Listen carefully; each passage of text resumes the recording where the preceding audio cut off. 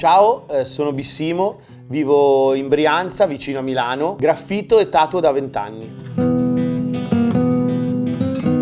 Ho scoperto i tatuaggi all'età di 16 anni. Proprio gli amici che avevo in crew di graffiti mi hanno fatto il mio primo tattoo e io ho tatuato loro. È nata così. Da lì ho scoperto che rimaneva sotto pelle e per me è stata magia.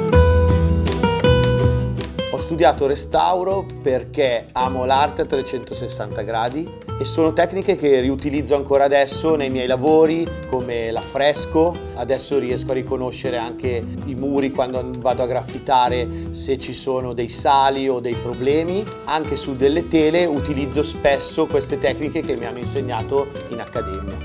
Ad esempio su questa tela ho utilizzato una tecnica col bitume che utilizzavamo sui mobili per invecchiare e renderli più antichi.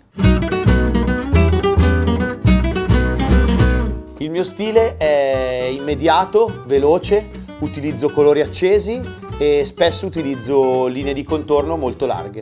Pianifico i miei lavori per quanto riguarda il materiale, la bozza, ma poi spesso il lavoro è molto istintivo. Creo tutto nello stesso modo, che sia su pelle, su tela o su muro. Lo studio iniziale è sempre uguale per tutti.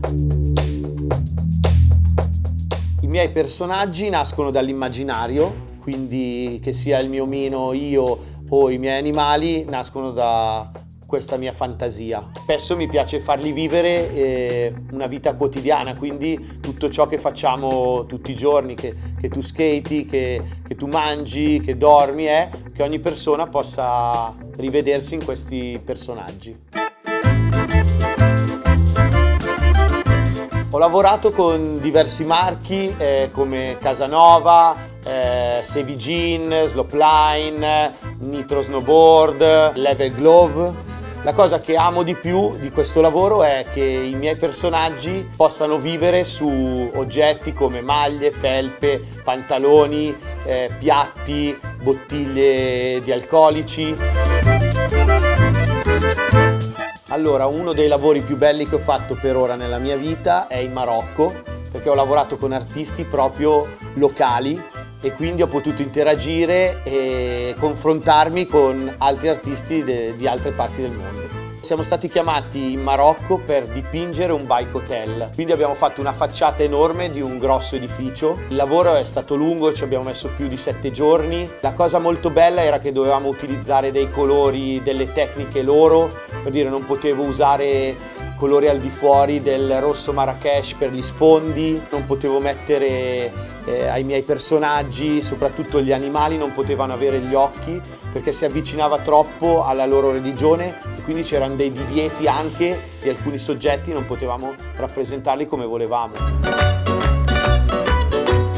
Tra gli artisti miei preferiti c'è Keith Haring, mi ha ispirato tantissimo tutto ciò che è la pop art, adoro Dubuffet, Basquiat. Mentre nella parte un po' più grafica e più dei graffiti adoro Mike Giant e Shepard Fairey. E poi mi sono confrontato con artisti, cioè uno dei miei sogni è lavorare così in tutto il mondo.